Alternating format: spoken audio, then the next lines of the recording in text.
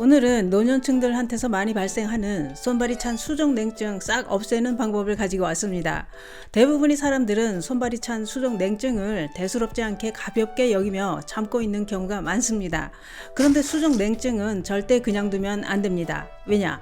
수족냉증은 혈관이 수축해 손과 발의 말초 부위에 혈액 공급이 잘 안 되면서 발생하는 경우도 있기 때문입니다. 이런 수족냉증을 방치할 경우 뇌졸중, 심장질환을 일으킬 위험이 훨씬 높아진다고 하는데요. 그래서 준비했습니다. 수족냉증 싹 사라지게 하는 방법, 돈도 필요 없습니다. 집에서 이것만 하면 손발에 혈기가 돌아 따끈따끈해지고 허리 무릎 통증까지 싹 사라집니다. 오늘 영상 꼭 보시길 권해드립니다. 그 이야기 지금 시작합니다. 안녕하십니까. 노년생활정보의 모든 것 조여사 전성시대입니다. 나이가 들면 추위를 더 많이 타게 됩니다. 젊어서는 한겨울에 내복이 없이도 추운 줄도 모르고 살았는데 나이가 들면서는 내복 없이는 겨울을 살아내기가 힘듭니다. 또한 봄이 오고 꽃이 피고 새가 울어도 추울까봐 내복을 벗기가 두렵습니다. 특히 노년에는 날씨가 추운 겨울엔 따뜻한 집안에서도 손발이 얼음장처럼 차갑고 늘 시립니다. 뿐만 아니라 한여름에도 손발이 시린 경우도 많습니다. 이렇게 춥지 않은 온도에서 손발이 찬 것을 수족냉증이라고 하는데요. 그러면 수족냉증은 왜 생기는 것일까요? 전문가들은 수족냉증의 원인은 현재까지 정확하게 밝혀진 것은 없다고 했습니다만, 그러나 다양한 질환의 원인으로 나타나는 경우도 있다고 했습니다. 수족냉증을 일으키는 질환으로는 레이너 증후군, 손목 터널 증후군, 류마티스 관절염, 경추와 요추 협착증, 허리디스크, 갑상선 기능 저하증, 갱년기 증상으로도 수족냉증이 발생한다고 했습니다. 또한 전문가들은 손발이 시린 수족냉증의 주요 원인 중의 하나가 바로 혈액순환 장애라고 했습니다. 그래서 절대로 만만하게 봐서는 안 된다고 했는데요. 왜냐? 수족냉증을 방치하면 혈관 질환으로 사망에 이르는 큰 병으로 진행되기 때문이라는 겁니다. 또한 수족냉증은 손발뿐만 아니라 무릎이나 아랫배, 허리 이런 신체 부위에도 냉기가 느껴진다고 하는데요. 그래서 심한 분들은 삼복 더위에도 양말을 신기도 합니다. 수족냉증은 남성들보다는 여성들한테서 많이 나타난다고 하는데요. 노년층들은 물론이고 산모나 40대 이상 중년 여성들한테서도 많이 발생한다는 겁니다. 전문가들은 그 이유를 이렇게 설명합니다. 정신적인 스트레스 또는 수족냉증의 가족력이 있거나 노화와 혈액순환 장애, 음주, 흡연도 수족냉증의 원인이 된다고 했습니다. 또한 수족냉증의 원인 질환으로는 가장 흔한 레이너 현상은 추위에 노출되거나 정신적인 스트레스에 의해 혈관이 과도하게 수축되는 질환이라고 하는데요. 이때 손이 하얗게 되거나 파랗게 변하다가 혈관 확장 작용에 의해 손가락이 붉게 변하면서 통증이 발생하게 된다고 했는데요. 또 있습니다. 전문가들은 수족냉증은 복용하고 있는 약이 원인인 경우도 있다고 했는데요. 그게 뭐냐? 그것은 혈관을 수축할 수 있는 편두통 약을 복용 중이거나 고혈압 약인 베타 차단제도 손발을 시리게 할 수 있다는 겁니다. 또한 진통제를 자주 복용하는 것도 체온을 떨어뜨리는 작용으로 손발이 시릴 수 있다고 하니 이 점도 참고하시기 바랍니다.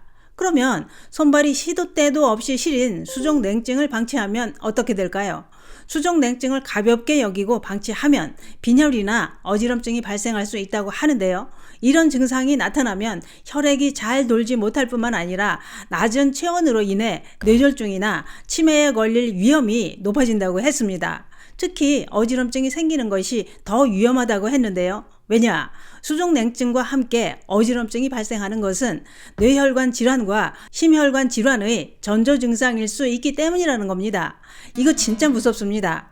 대부분의 사람들은 늘 손발이 시려도 왜 이렇게 손발이 시리지? 이 정도만 생각하지 이렇게 무서운 혈관 질환으로 진행한다는 것은 상상도 못합니다. 그러면 이렇게 손발, 허리, 무릎이 시린 냉증을 어떻게 해야 할까요?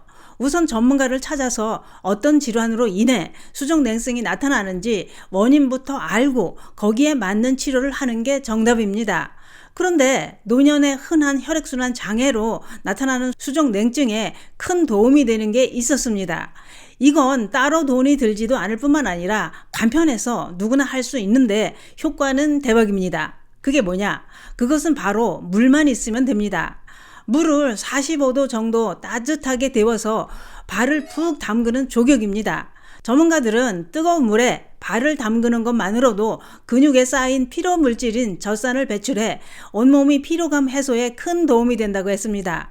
특히 조격을 할 때 물은 복숭아뼈 이상 푹 잠기게 담그고 발을 물속에서 굽혔다 폈다 하면 젖산이 더 잘 배출된다는 겁니다. 3분에서 5분간 담근 후 물 온도를 조금 더 높이는 게 좋습니다. 이렇게 따끈한 물에 조격을 하면 피로 회복은 물론이고 손발이 찬 수족 냉증과 붓기 제거, 하지 정맥류에도 큰 도움이 된다고 하는데요.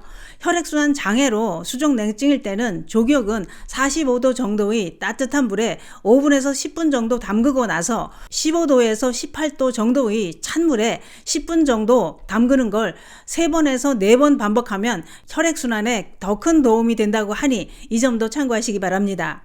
40에서 45도의 따끈한 물에 조격을 하는 것은 부교감신경이 자극돼 정서적 안정감을 느낄 수 있을 뿐만 아니라 근육 이완, 긴장 완화, 스트레스 해소에 큰 도움이 되고 당뇨나 심혈관 질환이 있는 사람도 20분에서 30분 정도 조격을 하는 게 혈액순환에 큰 도움이 된다고 했습니다.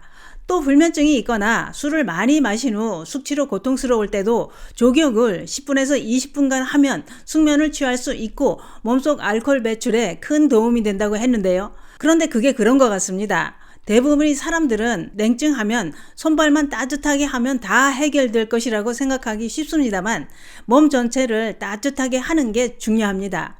따뜻한 물에 발을 담그는 조격은 온몸을 따뜻하게 해줍니다. 또한 꾸준한 유산소 운동도 전신의 혈액이 잘 돌게 하는 작용으로 수족 냉증에 큰 도움이 됩니다. 또한 봄철에 흔한 쑥을 드시는 것도 좋은데요. 쑥은 혈액순환을 돕고 온몸에 따뜻한 온기를 북돋아주는 효과가 있어서 수족 냉증에 좋은 식품으로 알려져 있습니다. 또한 생강에 대추를 넣고 끓여 드시는 것도 좋습니다. 생강 대추차는 물 2리터에 저민 생강 종이컵으로 1컵 정도, 말린 대추 10개 정도를 넣고 중불로 30분 정도 끓이면 됩니다. 따끈하게 꿀을 타서 드시는 것도 좋습니다. 대추 생강은 취향에 맞게 조절해 넣고 끓이셔도 됩니다. 오늘은 날씨가 춥거나 덥거나 상관없이 손발이 시린 수족 냉증의 위험성에 대해 알아봤는데요. 늘 손발이 시리다면 당장 따끈한 물에 발을 20-30분간 담가 보시는 건 어떨까요? 수족 냉증은 절대 그냥 두면 안 됩니다. 감사합니다.